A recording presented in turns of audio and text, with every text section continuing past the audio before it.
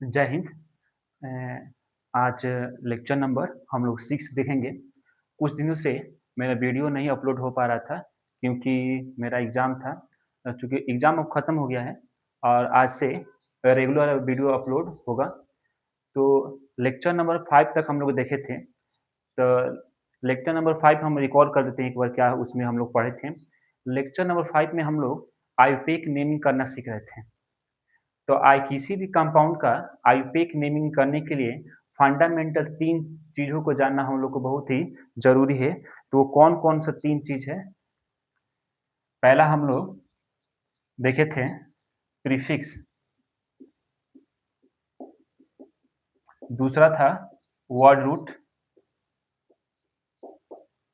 और तीसरा था सफिक्स। ठीक है?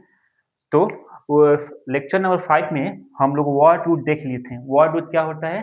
किसी भी कंपाउंड में कार्बन की जो संख्या होती है उसे हम लोग क्या बोलते हैं? वर्ड रूट बोलते हैं। तो उस लेक्चर नंबर 5 में 1 से 20 तक कार्बन के लिए वर्ड रूट मैंने लिखा दिया था। आज हम लोग पढ़ेंगे सफिक्स क्या होता है और प्रीफिक्स क्या होता है। तो चलिए शुरू करते हैं सफिक्स।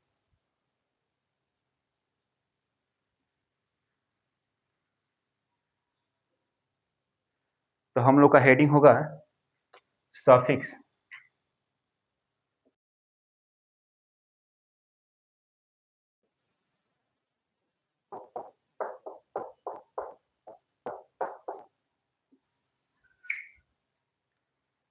तो सफिक्स उसे बोला जाता है जो वर्ड रूट के बाद जुड़ता है, उसे हम लोग क्या बोलते हैं? सफिक्स बोलते हैं।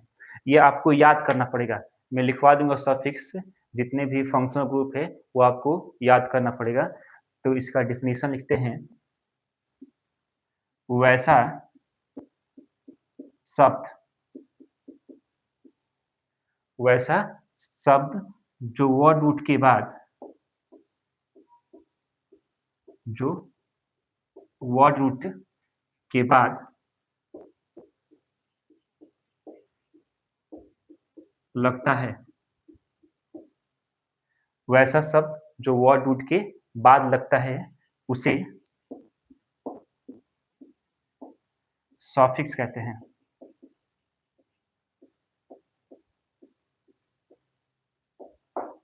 ठीक है? तो सॉफिक्स किसे कहेंगे? वैसा शब्द जो वर्ड रूट के बाद लगता है उसे क्या बोलते हैं? सॉफिक्स कहते हैं। कुछ सॉफिक्स हम लिखवा दे रहे हैं यहाँ पे। ठीक है? आपको याद कर लीजिएगा। और भी फंक्शनल ग्रुप का जब हम पढ़ाएंगे वहां भी हम लिखवाएंगे सॉफिक्स। तो एग्जाम्पल के तौर पर कुछ लिख लीजिए यहाँ पे।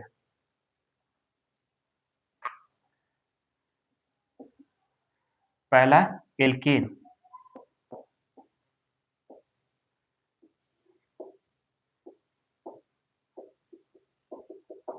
इसका सफिक्स ANE होता है।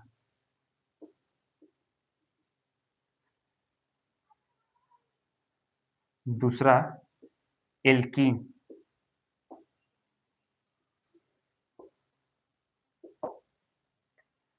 इसका होता है EME।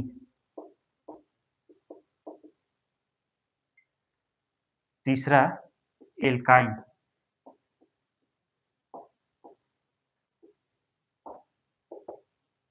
इसका होता है YNE।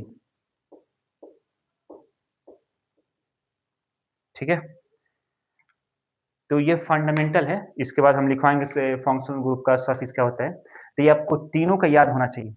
एल्केन, एल्केन का देखिए ये वाला ऑल के बाद जो बचा है यही इसका क्या है? सफिक्स है। याद करने का तरीका, यहाँ ऑल के बाद क्या है? इन है, ENE। तो यही इसका क्या है? सफिक्स है। एल्काइल में ऑल प्लस YNE लगा है। तो जो लास्ट का YNE है यही इसका सफिक्स है। यानी एल्केन, एल्कीन और एल्काइन, इन तीनों का लास्ट का जो 3 वर्ड है यही इसका क्या? सफिक्स का काम करता है। ठीक है? तो उतारिए और कुछ हम आपको लिखवा देते हैं।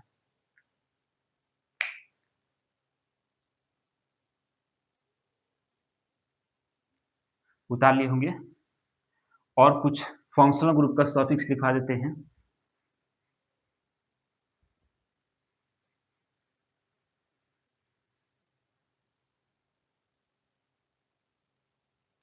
एग्जाम्पल में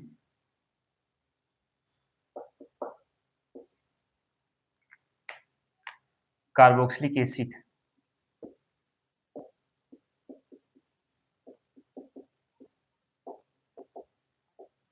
इसका फंक्शनल ग्रुप होता है COOH और इसके लिए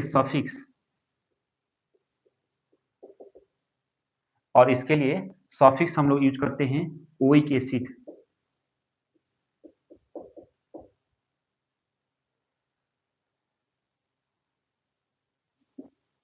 अगला है एल्डिहाइड,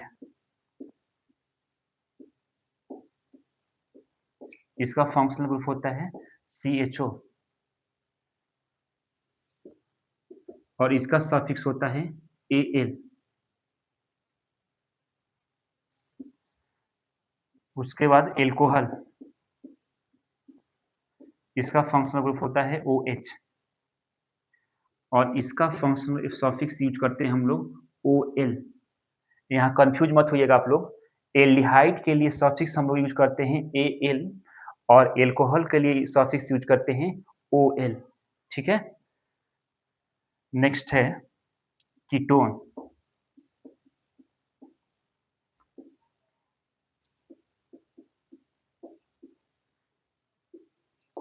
कीटोन के लिए सफिक्स ओन, ONE। उसके बाद है एमीन, NH2 इसका फंक्शनल ग्रुप होता है। इसके लिए सफिक्स हम लोग यूज करते हैं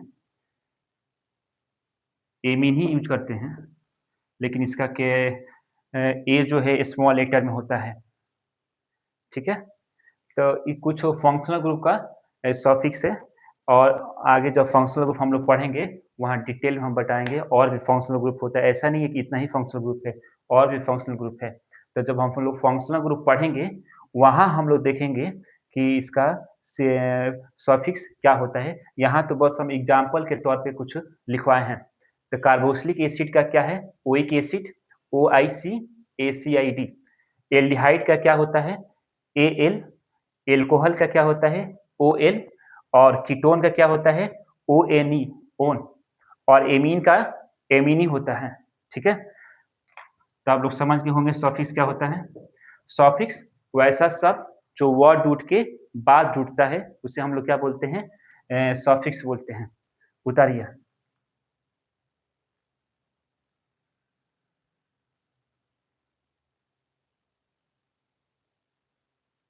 उतार लिए होंगे।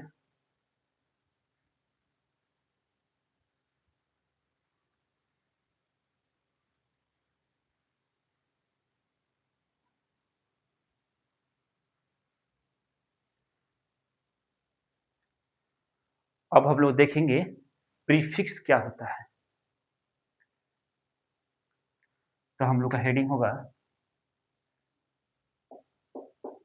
प्रीफिक्स।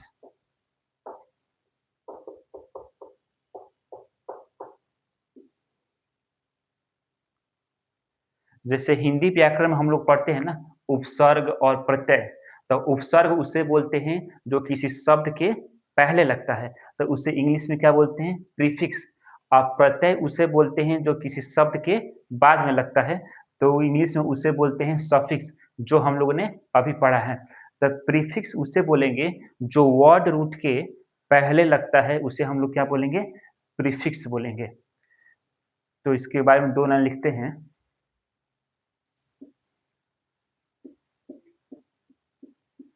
वैसा शब्द जो वर्ड रूट के पहले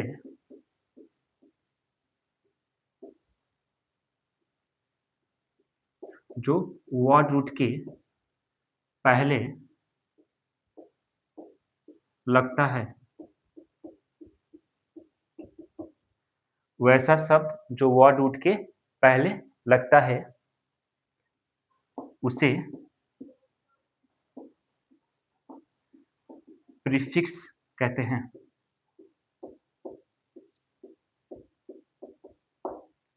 उसे प्रीफिक्स कहते हैं। एग्जाम्पल के लिए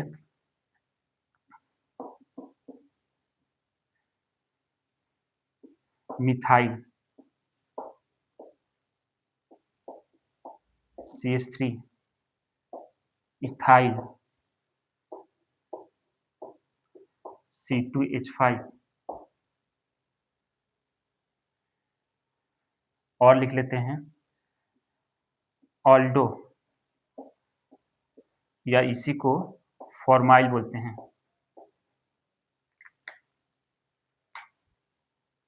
ऑक्जो या इसी को कीटो भी बोला जाता है। एमिनो,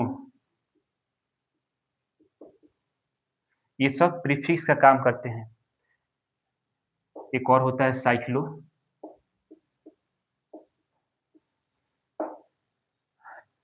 तो ये जितने भी वर्ड लिखवाए हैं ये सब वर्ड रूट के पहले लगते हैं।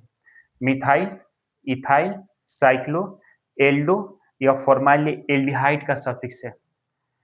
ऑक्जो या कीटो ये कीटोन का सफिक्स है। एमिनो ये एमीन का सफिक्स है। तो हम लोग ये देख ले, पढ़ ली प्रीफिक्स, तो हम लोगों का तीनों ये कंप्लीट हो गया। वर्ड रूट, वर्ड रूट क्या होता है? किसी भी कंपाउंड में कार्बन की जो संख्या होती है उसे वर्ड रूट कहते हैं। सफिक्स जो वर्ड रूट के बाद में लगता है उसे हम लोग क्या बोलेंगे? सफिक्स बोलेंगे। प्रीफिक्स जो वर्ड रूट के पहले लगता है उसे हम लोग क्या बोलेंगे? प्रीफिक्स बोलेंगे। इसमें एक टर्म हम लोग को पढ़ना है, साइक्लो क्या होता है, यानी साइक्लो कंपाउंड हम लोग को पढ़ना है या क्या होता है। तो आप लोग उतारिए, फिर हम लोग पढ़ते हैं साइक्लो क्या होता है।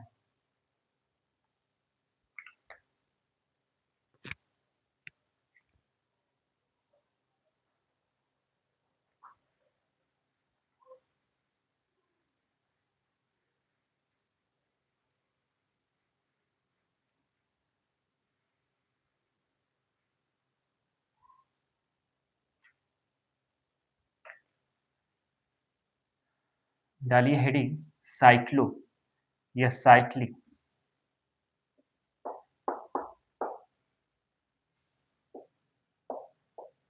साइक्लिक कंपाउंड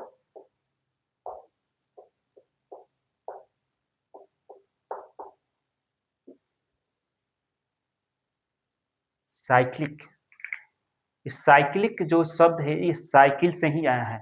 जैसे साइकिल हम लोग चलाते हैं तो साइकिल के दो पहिया होते हैं और दोनों पहिया पूरी तरह से क्या होते हैं? क्लोज होते हैं, उनमें कहीं भी गैप नहीं दिखाई देता है। तो इसी से साइक्लिक आया है। ठीक है, तो साइक्लिक कंपाउंड वैसा कंपाउंड होता है जो पूरी तरह क्या होता है? बंद होता है। उसी को हम लोग क्या बोलते हैं? Cyclic compound.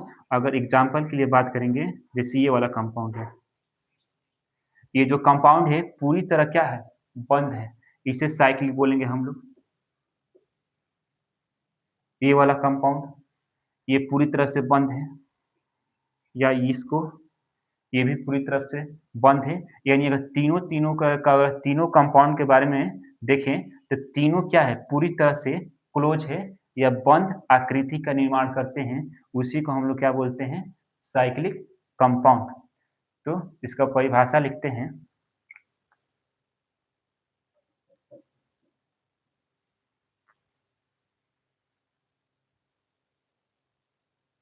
इसका परिभाषा होगा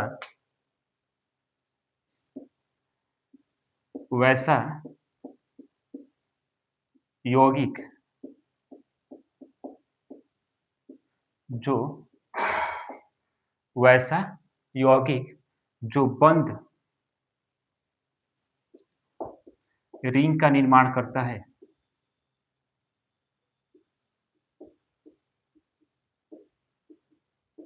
बंद रिंग का निर्माण करता है,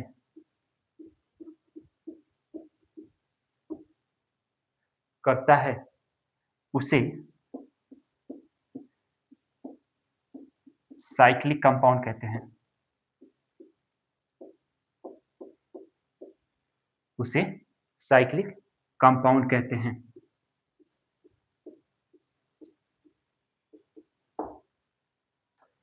एग्जाम्पल में दो तीन स्ट्रक्चर बना लेते हैं।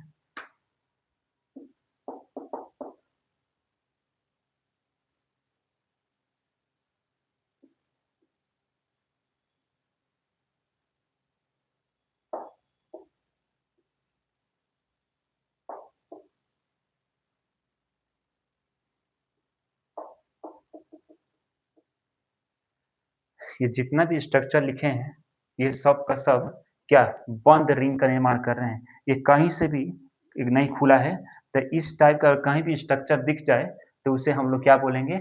साइक्लिक स्ट्रक्चर या साइक्लिक कंपाउंड बोलेंगे। उतारिए।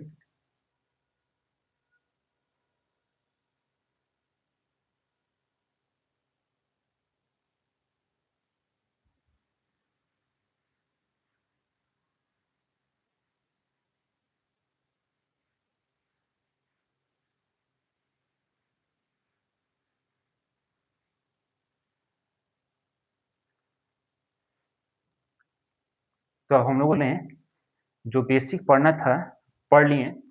अब हम लोग को नोमेनक्लेचर स्टार्ट करना है। तो नोमेनक्लेचर पढ़ने हैं, तो नोमेनक्लेचर का हिंदी होता है नामकरण। यानी किसी भी कंपाउंड का नाम रखने की जो विधि होती है या जो पद्धति होती है, उसी को हम लोग क्या बोलेंगे? नामकरण। इंग्लिश में उसे बोलते हैं नोमेनक्लेचर। ठीक है? जैसे हमारे घरों में जब बच्चे पैदा होते हैं, तो जनरली घर के लोग उनका कुछ उनके गुण के आधार पर, जो बच्चे मोटे होते हैं उसे मोटू बोल देते हैं, जो पतले बोलते हैं तो पतलू बोल देते हैं, या कुछ भी नटखट होते हैं तो गोलू मोलू, टोनी टेनी कुछ भी बोल देते हैं। लेकिन एक ऐसा नाम उनका रखा जाता है कि जो स्कूल में चलता है, या उसी नाम से उसकी पहचान होती है। उसी तरह नोमेनक्लेचर भी दो तरह का होता है। एक नोमेनक्लेचर आयुपैक, यानी वो सिस्टमैटिक एक पद्धति के द्वारा दिया जाता है, और एक जो नामकरण है उसके प्रकृति या उसके विशिष्ट गुण के आधार पर दिया जाता है। तो चलिए दोनों को हम लोग देखते हैं और डील करते हैं। तो हम लोग का हेडिंग होगा नोमेनक्लेचर।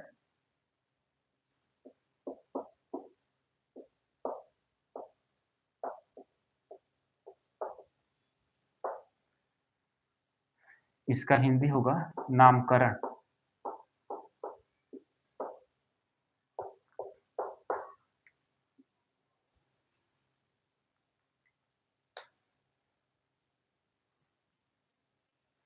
तो ये दो विधि से दिया जाता है।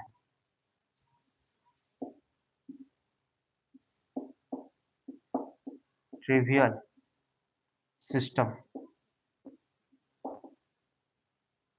और एक होता है आयुपेक।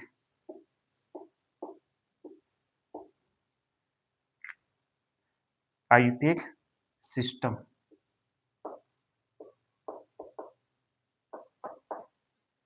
ठीक है?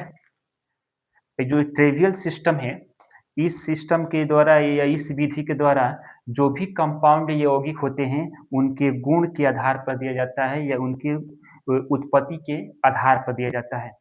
और ये जो आयुपेक, आयुपीएसी भी बोला जाता है इसे, जो ये आयुपेक सिस्टम है, ये एक क्या एक संस्था है।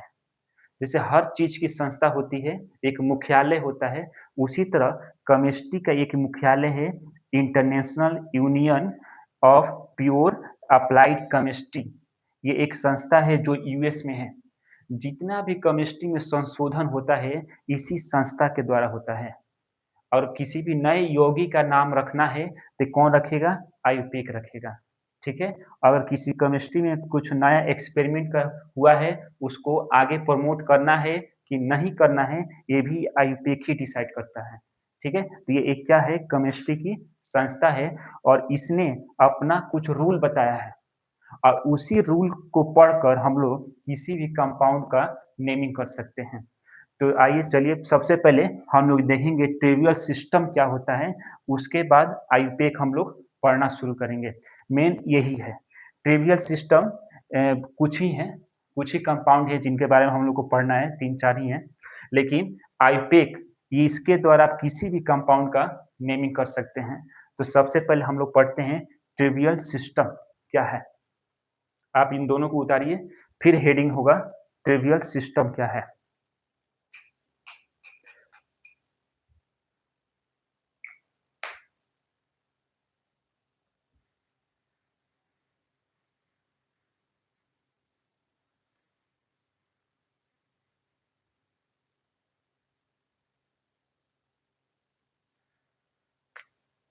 तो हेडिंग हम लोग बनाएंगे ट्रिवियल सिस्टम या इसी को कॉमन नेम भी बोला जाता है।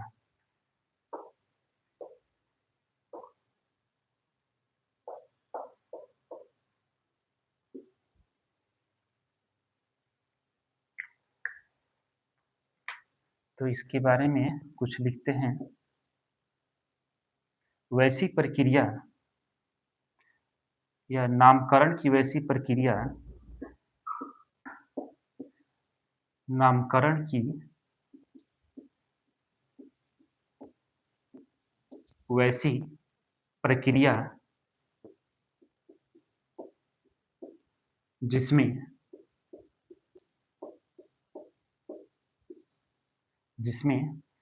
किसी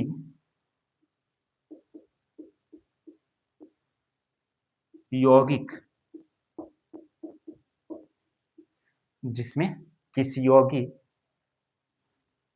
जिसमें किसी यौगिक का नाम उसके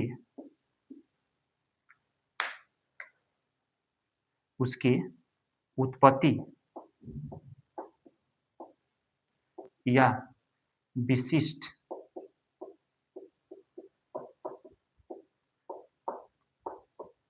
गुण के आधार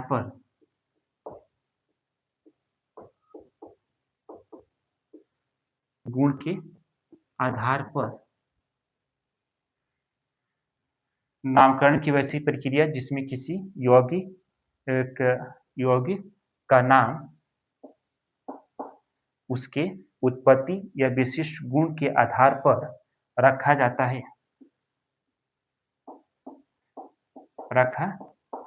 है उसे ट्रिवियल सिस्टम या कॉमन नेम सिस्टम बोलते हैं। उसे ट्रिवियल सिस्टम कहते हैं।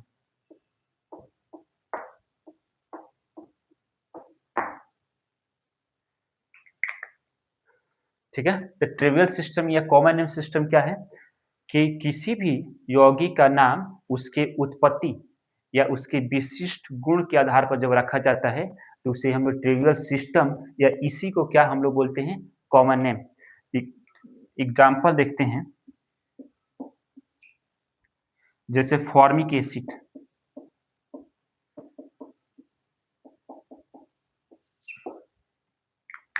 ये फॉर्मिक एसिड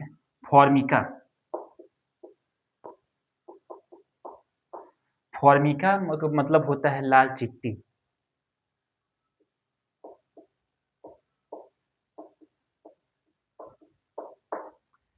तो जो फॉर्मिक एसिड का नाम है ये इसके उत्पत्ति के आधार पर हुआ है, क्योंकि जो फॉर्मिक एसिड है ये किससे प्राप्त होता है, लाल चिट्टी से प्राप्त होता है, इसीलिए इसका नाम क्या रखा गया है, फॉर्मिक एसिड। दूसरा एग्जांपल देखते हैं, यूरिक एसिड।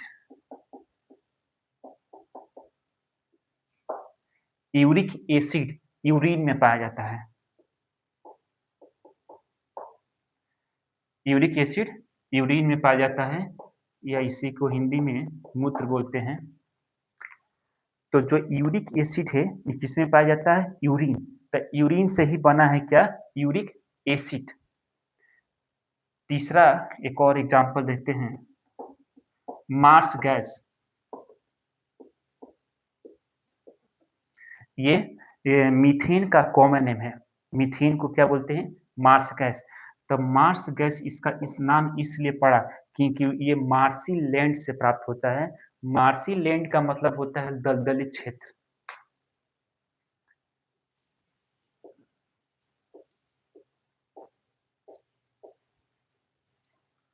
मार्सी लैंड इसका हिंदी होगा दलदली क्षेत्र।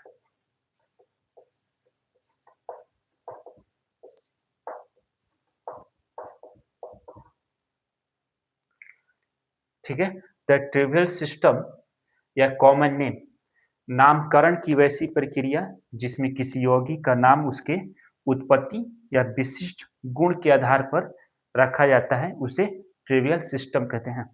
जैसे फॉर्मिक एसिड, ये कहाँ से मिलता है, फॉर्मिका यानी लाल चिट्टी से मिलता है। इसीलिए इसका नाम formic acid. Uric acid urine में मिलता है, इसीलिए इसका नाम यूरिक एसिड। और मार्स गैस, ये मार्सी लैंड यानी दलदली क्षेत्र, दलदली क्षेत्र के जितने पौधे होते हैं और उनके जड़ों में जो गैस होता है, उसी को हम लोग मीथेन गैस या मार्स गैस कहते हैं। ठीक है, तो अगर कोई पूछेगा कि मीथेन गैस कहाँ से प्राप्त किया जाता है, उसका सोर्स क्या है, तो आप बताइएगा। दलदली क्षेत्र के जो पेड़ पौधे पाए जाते हैं और उनके जड़ों में जो गैस होता है, उसी को हम लोग क्या बोलते हैं, मीथेन गैस या मार्स गैस बोलते हैं। उतारिए, इसके आगे हम लोग आयुपेक पढ़ेंगे, वही हम लोग के लिए मेन है।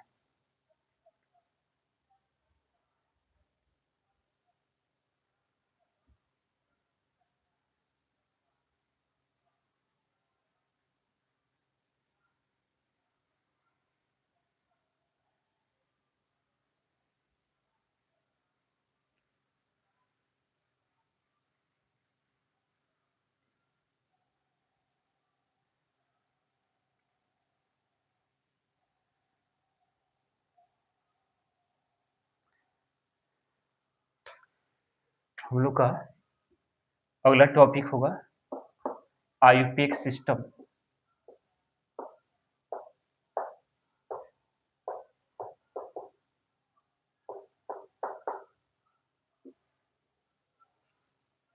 ठीक है, मेन यही है, आयुपेक सिस्टम ही है। तो देखिए कि आयुपेक, अभी हम बताए थे कि आयुपेक क्या है, एक संस्था है और केमिस्ट्री का ये संस्था है। केमिस्ट्री में कुछ भी संशोधन करना होगा, कौन करेगा, आयुपेक करेगा। ठीक है, और इसके द्वारा जिस कंपाउंड का मान्यता दिया जाता है, वो विश्व भर में उसी नाम से जाना जाता है। ठीक है, मतलब इसमें अगर ये किसी कंपाउंड का, मान लीजिए कोई कंपाउंड है एक्स, ठीक है, और इसने आईयूपीएसी ने इसका मान्यता दे दिया है एक्स कंपाउंड का, तो ये दुनिया भर में इस एक्स के नाम से ही जाना जाएगा। ठीक है, तो इसको इसको पढ़ने के लिए या किसी भी कंपाउंड को आईयूपीएसी नेम देने के लिए इस संस्था ने कुछ रूल बनाया है कि आप उसी रूल के आधार पर किसी भी कंपाउंड का नेमिंग कर सकते हैं। तो सबसे पहले हम लोग को उस रूल को पढ़ना है और समझना है। उस रूल को पढ़ लेंगे, समझ लेंगे, प्रैक्टिस कर लेंगे, तो किसी भी कंपाउंड का नेमिंग बड़े ही आसानी से हम लोग कर सकते हैं। तो सबसे पहले हम लोग इसका रूल पढ़ेंगे। रूल क्या है, तो रूल नंबर 1 से स्टार्ट करेंगे। तो रूल नंबर 1 डालिए।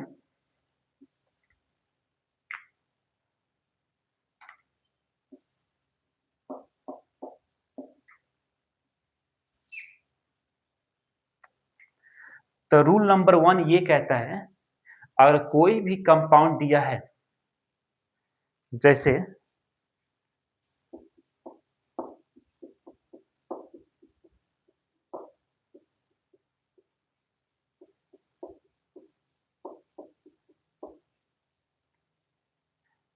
ये कंपाउंड है, अगर मान लीजिए इसका नेमिंग करना है, तो सबसे पहले हम लोग को मेन चेन सेलेक्ट करना है। ठीक है, और मेन चेन सेलेक्ट करने का मतलब हुआ, मेन चेन का मतलब हुआ जिसमें कार्बन की संख्या अधिक हो।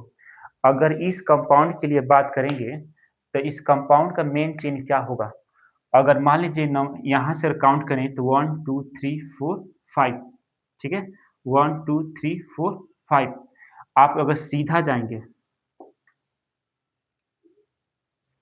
तो सीधा जाएंगे तो टोटल कार्बन कितना मिल रहा है, 5 मिल रहा है। अगर सीधा ना जाकर 1 2 3 4 5, अगर यहाँ से यहाँ मुड़ जाएंगे, तभी कितना मिलेगा, कार्बन 5 मिलेगा। तब देखिए, यहाँ से यहाँ तक हम लोग क्या मेन चेन होगा हम लोग का, और मेन चेन के अलावे जो कार्बन बच जाते हैं, उनको हम लोग ब्रांच बोलते हैं, और ब्रांच को ही हम लोग क्या बोलते हैं, प्रीफिक्स भी कहते हैं। ठीक है, तो हम लोग का पहला नियम होगा कि कोई भी कंपाउंड अगर दिया हो, तो सबसे पहले हम लोग क्या करेंगे, कार्बन की सबसे बड़ी लंबी श्रृंखला का चयन करेंगे। ठीक है, बस इसी चीज को लिखना है।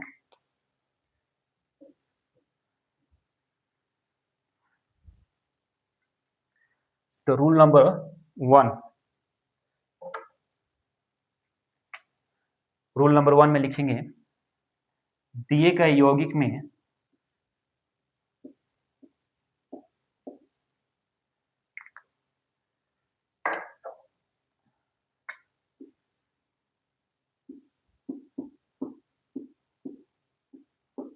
दिए गए यौगिक में सबसे पहले दिए गए यौगिक में सबसे पहले कार्बन की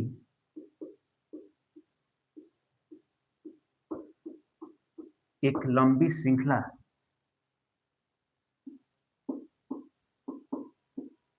कार्बन की एक लंबी श्रृंखला जिसे इंग्लिश में हम लोग मेन चेन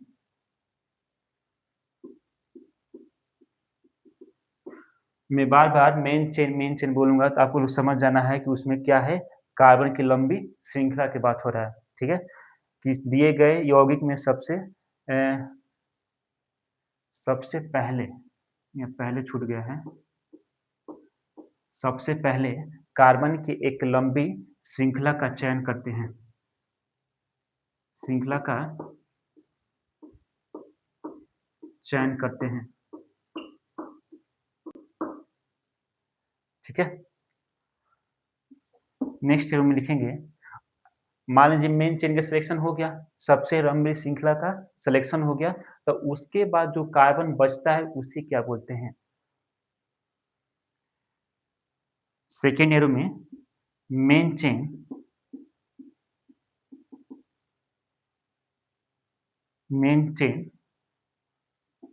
का चयन करने के बाद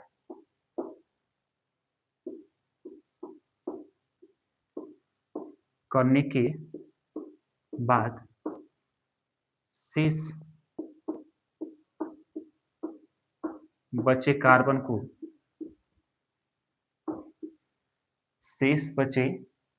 को ब्रांच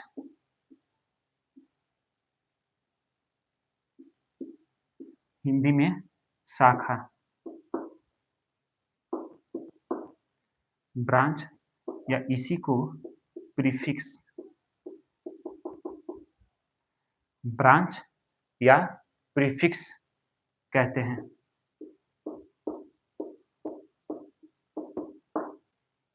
ठीक है।